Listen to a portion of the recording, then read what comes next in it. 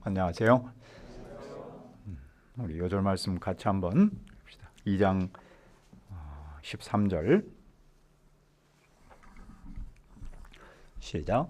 모든 육체가 앞에서 잠잠할 것은 여호와께서 그의 거룩한 조수에서 일어나심이라 하더라. 은혜로우신 아버지 하나님, 이 시간에 저희들 예배로 인도하신 것을 감사합니다. 성령 하나님께서 이 예배 가운데 함께 하시고 은혜를 베풀어 주시고 부족하고 허물진 저희들 속에 성령님의 은총이 함께해 주시옵기를 간절히 빌고 원합니다. 이 예배를 축복하시고 인도하여 주옵소서. 예수님의 이름으로 기도합니다. 아멘. 우리가 삶의 자리에서 하나님을 생각하면 어떤 마음이 들까요? 하나님께서 우리가 슬플 때나 힘들 때나 늘 함께 하시고 정말 허물이 없고 아주 친한 사이인 막혀간 그런 관계일까요? 아니면은 우리가 힘들고 외롭고 슬플 때 별로 우리와 상관하지 않고 막연한 그런 분으로 다가옵니까? 오늘 스가랴 선지자가 우리에게 증언하는 하나님은 누구십니까? 첫째, 하나님은 그 백성을 두렵게 하는 세력을 없애십니다. 선지자는 환상 중에 4개의 뿔을 봅니다. 그 뿔은 유다와 이스라엘과 예루살렘을 흩뜨릴 뿔입니다. 다시 말해서 포로 백성에서 돌아와서 예루살렘에서 새롭게 살고자 하는 유다 백성을 못 살게 구는 두려움을 심는 주변 나라들을 말합니다. 유다 백성 중 일부는 하나님의 백성답게 살기 위해서 바벨론에서 돌아와서 예루살렘의 터전을 잡았습니다. 그들은 처음 돌아올 때 하나님의 백성답게 살고자 하는 놀라운 열정과 꿈과 희망으로 가득 찼습니다. 그들은 어려움 속에서도 성전 짓는 일에 모든 것을 쏟아부었습니다. 그러면 하나님께서 복을 주실 것이라는 기대를 했습니다. 그러나 현실에서 그런 기대는 이루어지지 않았습니다. 하나님은 별로 도움을 주지 않았습니다. 원수들은 엄청나게 공격하는데 하나님은 아무 일도 하시지 않은 것처럼 보였습니다. 그들은 고민하지 않을 수 없었습니다.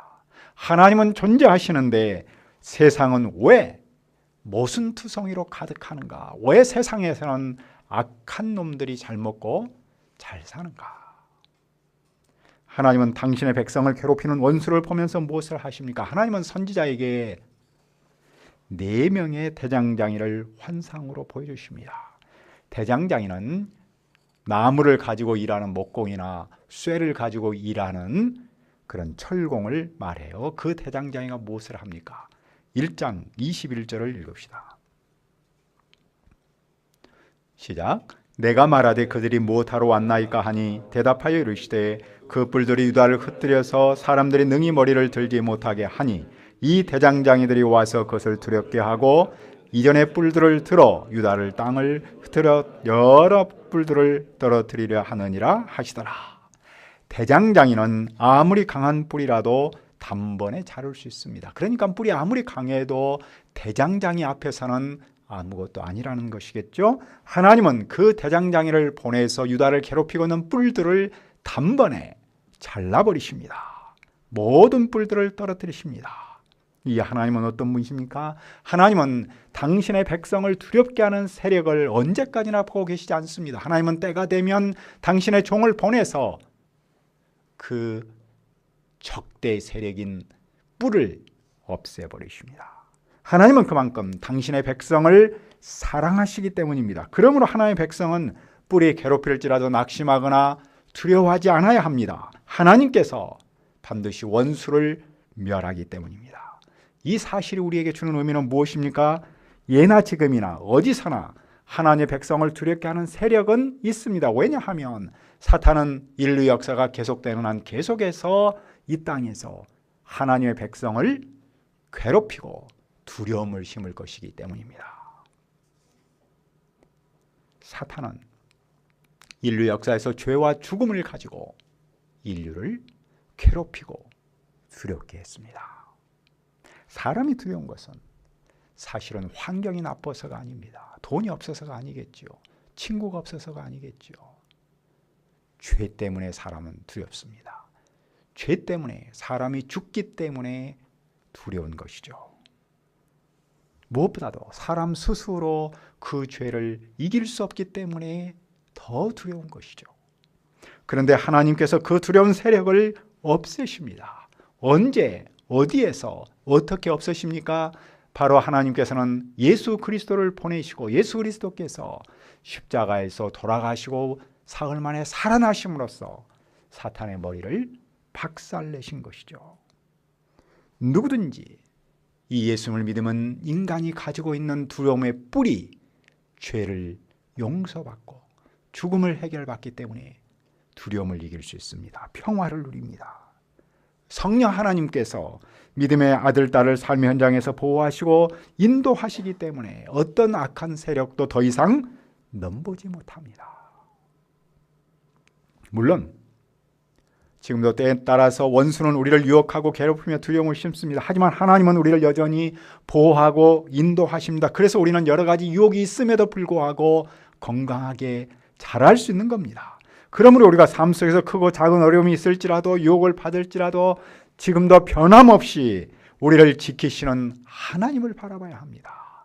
무엇보다도 하나님께서 우리의 적대 세력을 무찌르신다는 사실을 믿어야 합니다. 그 하나님께 소망을 두고 그 하나님을 믿을 때 우리는 이 땅에서 하나님의 백성답게 또 성경 선생의 목자의 길을 갈 수 있는 것이죠.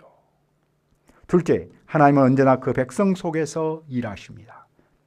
선지자는 계속해서 환상을 보는데 한 사람이 측량줄을 손에 잡았습니다. 그 사람은 예루살렘을 측량하여 그 너비와 길이를 알아보고자 합니다.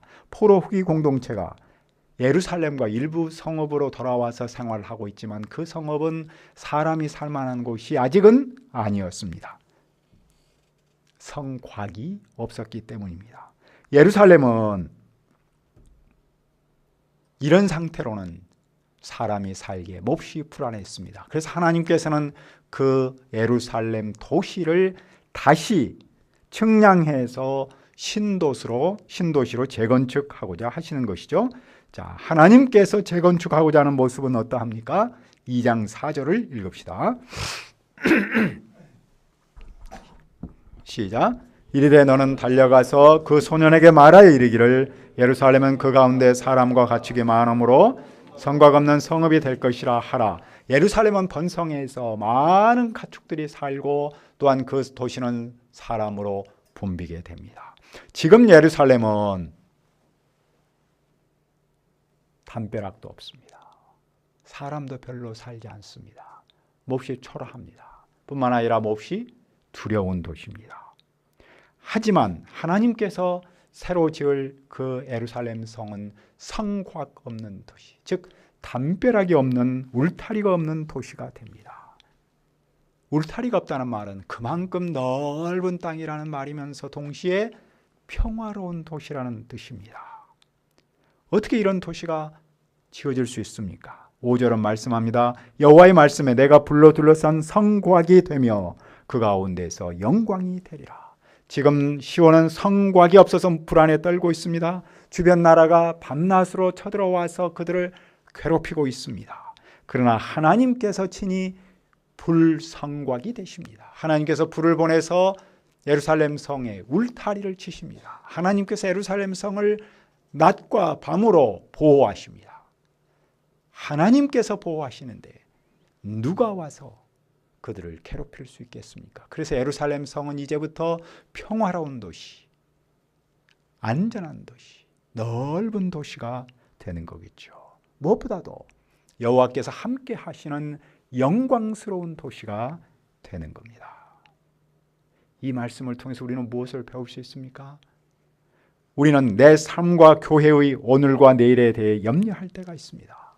불안을 느낄 때가 있습니다. 왜냐하면 나와 교회를 보호해줄 든든한 성곽이 없는 것처럼 보이기 때문입니다. 공격하는 세력들이 너무나 많아 보이기 때문입니다. 뭔가 이루어놓은 것이 없어 보이기 때문이죠. 우리를 유혹하고 도전하는 세력을 강하는데 우리가 만들어 놓은 담벼락은 약하게 보입니다. 그러나 바로 그 순간 우리의 하나님께서 나를 보호하신다는 믿음과 소망이 필요합니다. 내 삶을 풍성하게 하시고 한 개인과 우리의 교회를 회복하여서 모든 풍요로움을, 안전을, 평화를 주시는 분은 바로 여호와 하나님이십니다. 따라서 우리는 여호와로 말미암아 오늘의 나는 물론이고 내일의 나에 대한 소망을 가질 수 있는 겁니다. 하나님이 보호하시기 때문이죠. 회복에 대한 비전을 본 그들은 무엇을 해야 합니까? 6절을 읽읍시다. 시작. 오라 너희는 북방 땅에서 도피할지어다 여호와의 말씀이니라. 이는 내가 너희를 하늘 사방의 바람같이 흩어지게 하였음이니라. 여호와의 말씀이니라. 그들은 북방 즉 바벨론에서부터 도망쳐야 합니다. 바벨론에 사는 하나님의 백성은 더는 그곳에 안주하면 안 됩니다. 이제는 그곳에서 나와야 합니다. 왜냐하면 하나님께서 바벨론을 흩어버리시기 때문입니다. 만군의 여호와께서 그 나라를 왜 심판하십니까? 바벨론이 하나님의 백성을 괴롭혔기 때문입니다. 하나님의 백성을 괴롭히는 행위는 하나님의 눈동자를 괴롭히는 일과 같습니다. 하나님의 백성을 공격하는 행위는 하나님을 공격하는 행위입니다. 하나님의 교회를 도전하는 세력은 하나님을 도전하는 세력과 같습니다. 하나님은 교회를 비난하는 개인은 물론이고 그 세력 그리고 그 나라가 있다면 반드시 심판하십니다. 그러므로 하나님의 백성이 만일에 그런 세력 속에 발을 내딛고 있다면 그곳에서 나와야 하는 것이죠. 그런데 당시 유다 백성은 왜 바벨론에서 살고 있을까요? 바벨론이 편하고 좋았기 때문입니다. 반면에 예루살렘은 참 살기가 불편하고 힘들었습니다. 무엇보다도 그 편하고 쉽고 좋은 바벨론이 무너지지 않고 영원할 것으로 생각했습니다. 반면 예루살렘은 아무것도 소망스럽지 못하다고 생각했습니다. 그래서 그들은 예루살렘보다는 바벨론을 의지한 겁니다. 그런데 사실 그 밑바닥에는 신앙의 문제가 있습니다. 그들은 하나님의 백성으로 살려고 하기보다는 세상 사람으로 살려고 한 겁니다. 그들은 하나님의 백성이 아닌 세상 사람으로 쉽고 편하게 살고 싶었기 때문에 바벨론에 계속해서 있었던 겁니다. 하지만 그들은 그 쉽고 편한 세상이 곧 무너진다는 사실을 몰랐습니다. 옛적에 친일파에게 물었죠. 왜 당신은 조선인이면서 일본의 앞잡이 노릇을 한 거요? 이렇게 대답하죠. 일본이 영원할 줄 알았다. 일본이 이렇게 허망하게 무너질 줄을 몰랐다. 이처럼 믿음의 길을 가면서 즉 하나님의 백성이면서 세상에 발을 딛고 있는 사람이 있습니다. 왜 그렇습니까? 그들이 그렇게 사는 것은 세상이 영원할 것으로 착각하기 때문입니다. 하지만 절대 그렇지 않죠. 그 더웠던 여름이 가고 첫눈이 아주 소복히 내립니다. 이 세상도 우리의 삶도 여름만 있는 것은 아닙니다. 겨울이 있습니다. 따라서 하나님이 계시지 않은 곳에 발을 딛고 있다면 그곳에서 나와야 합니다. 왜냐하면 하나님은 그것을 반드시 심판하시기 때문입니다. 하나님께서 바벨론을 심판한다는 사실을 어떻게 우리는 확신할 수 있습니까? 만군의 여호와 하나님께서 말씀하셨기 때문입니다. 여호와의 말씀은 반드시 이루어집니다. 그때 시온은 노래하고 기뻐합니다. 왜냐하면 여호와께서 그들 가운데 계시기 때문입니다. 그리고 그날의 세상의 많은 나라가 여호와께로 돌아옵니다. 그날 여호와께서 유다를 거루한 땅에서 자기 소유 삼으시고 다시 예루살렘을 택하십니다. 하나님은 시온을 버리지 않습니다. 하나님은 그 백성을 다시 선택하십니다.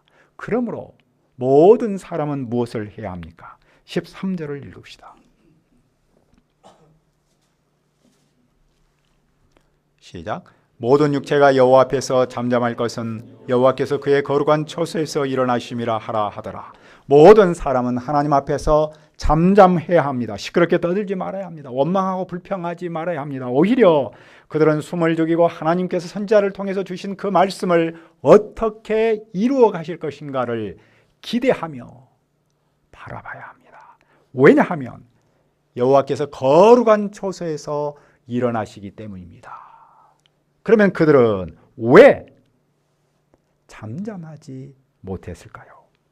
다른 나라, 다른 사람과 자기를 비교했기 때문입니다. 그도 그럴 것이 그들은 바벨론을 떠나서 예루살렘으로 와서 하나님의 백성답게 살기 위해서 애를 썼습니다. 가난하고 힘들어도 성전 건축하는 일에 모든 것을 투자했습니다. 그러면 하나님께서 놀라운 세일을 이루실 것으로 기대했습니다. 물론 처음에는 열매가 있어 보였습니다. 하지만 시간이 지날수록 그들이 느끼는 체감 온도가 낮았습니다. 반면 다른 사람은 잘 나가는 것처럼 보였습니다. 그들은 상대적 빈곤감에 빠졌고 원망과 불평이 나왔던 것이죠. 나는 이렇게 고생하는데 하나님은 나를 위해서 아무 일도 하시지 않고 있구나. 그러나 그들은 하나님 앞에서 잠잠하라고 말합니다. 왜냐하면 하나님께서 거룩한 초소에서 일어나셨기 때문이라는 것이죠. 거룩한 초소는 하늘의 성전을 말하면서 예루살렘 성전을 말합니다. 물론 역사 속에서 예루살렘 성전은 아직 완공이 되지 않았습니다. 그런데도 하나님께서 예루살렘 성전에서 일어나신다라고 말합니다. 그들이 지금 성전 짓는 일을 계속한다면 그 성전은 반드시 완공이 되고 그 가운데서 하나님께서 일하신다는 사실을 격려하고 위로하고 소망을 주는 것이죠. 이 말씀을 생각하면서 우리를 생각하지 않을 수 없습니다. 우리도 어떤 때는 비교의식 때문에 상대적 빈곤감에 빠지고 하나님 앞에서 잠잠하지 못할 때가 있습니다. 우리는 사회적 존재입니다. 즉 사람 속에서 삽니다. 사람 속에서 산다는 말은 사람과 비교하고 경쟁하면서 산다는 말입니다. 사람과 비교하고 경쟁하기 때문에 인류 역사는 발전하고 우리는 성장하는 긍정적 효과가 있습니다. 반면에 부정적인 점은 비교의식에 빠져서 우울한 삶을 보낼 수 있다는 것이죠. 북한에서 넘어온 어떤 사람은 북한에서 한국 드라마를 보고 한국 사람은 다 저렇게 잘 사는 거다라고 생각을 했다 그랬죠. 그러나 한국에 와서 막상 살아보니까 드라마는 드라마일 뿐이라는 사실을 알게 됐다고 하지요. 그런데 또 일부는 그런 현실을 받아들이지 못해서 오히려 비교의식에 빠져서 삶이 무너지기도 합니다. 저를 비롯하여 많은 사람이 SNS를 하죠. 좋은 점은 SNS에 들어가면 많은 사람의 삶을 그냥 한순간에 공유할 수 있다는 점이죠. 당신이 지난주에 무엇을 했는가가 다 이렇게 나타나지 않습니까? 반면 한 가지 안타까운 점이 있더라고요. 비교의식 때문에 상대적 빈곤감에 시달릴 수 있다는 것입니다. 대부분의 사람이 올린 그림이나 사진이나 글을 보면 어떤 생각이 들어요? 그 사람의 삶은 매일매일이 이벤트입니다. 정말 세상에서 가장 좋은 곳을 언제 그렇게 다녔고 가장 세상에서 가장 맛있는 음식은 그 사람만 먹죠. 근데 나는 그런 먹을 가보지도 못했고 먹지도 못했습니다. 또 그 사람 주위에는 왜 이렇게 멋쟁이 친구만 있고 아름답고 행복한 가정만 있는지 알 수가 없습니다. 그러나 그것이 그 사람의 모든 삶일까요? 카메라에 비친 일부의 모습, 즉 일종의 화면빨이겠죠. 사진빨에 불과하지 않겠습니까? 그 사실을 알아야 하지요. 우리는 우리의 삶 속에서 일하시는 하나님을 믿고 소망하려면 바로 이런 비교의식과 싸워야 합니다. 우리가 어떤 사람의 사진빨, 화면빨만 보고 그 사람이 그렇게 모든 페이스북에 있는 것처럼 산다고 착각해서는 안 되지 않겠습니까? 그러면 우리는 원망하고 불평을 이길 수 있습니다. 하나님은 저 사람에게는 특별한 일을 하는 것 같고 나에게는 아무 일도 하지 않은 것처럼 생각하기 쉬운 마음을 이길 수 있지 않겠습니까? 하나님은 저 사람과는 굉장히 막역한 관계인 것처럼 보이고 나는 막연한 사이처럼 느껴질 때가 있습니다. 그러나 하나님은 절대 그런 분이 아닙니다. 그러면 그분은 하나님이 아니시겠죠. 하나님은 지금 나와 함께 하시며 우리 안에서 일하십니다. 하나님은 저 사람과 함께 하신 것처럼 나와 함께 하시고, 하나님은 저 공동체와 함께 하시고 그 안에서 일하신 것처럼 똑같이 나와도 함께 하시고 내 안에서 일하십니다. 이것이 우리가 믿는 여호와 하나님이십니다. 저는 한 해를 마무리하는 시점에서 자신과 복음 사역을 생각할 때 오가는 생각이 많았습니다. 하나님께서 이루실 일을 기대하며 잠잠히 있는다는 것이 참 쉽지 않았습니다. 왜냐하면 저도 상대적 빈곤감이 있기 때문입니다. 그러나 오늘 말씀을 준비하면서 다시 한번 그 마음과 싸우지 않으면 안 되겠다는 생각을 갖게 되었습니다. 오늘 말씀을 통해서 하나님께서 우리 안에서 그리고 내 안에서 일하신 줄을 믿는 믿음과 소망이 중요하다는 사실을 영접했습니다. 그 일하심이 나의 기대와는 물론 다를 수 있습니다.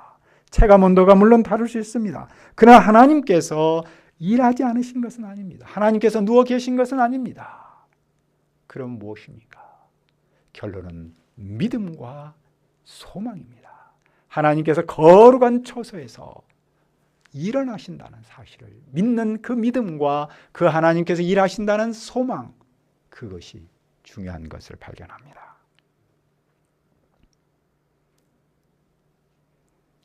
오늘 크리스마스 예배 때 중학생 이상 유아 세례를 받은 사람을 중심으로 입교식을 하려고 해요. 입교는 말 그대로 입학한다. 교회에 입학한다. 학교가 아니고 교회에 입학한다는 뜻이에요. 이제 교회 전통에 의하면 유아 세례를 받은 사람은 14살이 되면 다시 한번 입교라는 의식을 가져. 그거는 그냥 자기 신앙을 자기가 이제 고백하는 그런 의식을 갖는 것을 말해요. 최근에 중2병이 생길 정도로 참 어려움을 많이 겪고 있죠. 14살이면 보통 중2라 그러네요. 그들에게 하나님께서 일하신 줄을 믿고 서로 격려하고 또 힘을 주는 소망의 모임을 갖고자 합니다. 사실 우리가 그들을 다른 아들, 딸과 비교하지 않고 있는 모습 그대로 감사하고 또 섬기는 것이 얼마나 중요한가를 발견하게 되었습니다. 우리가 기도하는 가운데 그들 속에 성령님께서 변함없이 일하심을 믿고 또 잠잠히 그들의 내일을 기대하는 마음을 가져야겠다는 생각을 갖게 되었습니다. 오늘 말씀에서 가르치는 하나님은 어떤 분이십니까? 하나님은 그 백성을 두렵게 하는 세력을 없애십니다. 우리 하나님은 언제나 우리 가운데서 일하십니다. 우리가 이 하나님을 믿고 내일을 기대하며 겨울 학기를 잘 마무리할 수 있기를 기도합니다. 은혜로우신 아버지 하나님, 우리의 하나님은 우리를 두렵게 하는 세력을 없애십니다. 우리에게 평화를 주십니다. 우리와 함께 하십니다. 그리고 우리 하나님은 언제나 우리 안에서, 내 안에서 일하신 줄을 믿습니다. 우리가 이 하나님을 믿고 내일을 기대하며 겨울 학기를 마무리할 수 있도록 인도하여 주옵소서. 예수님의 이름으로 기도합니다. 아멘.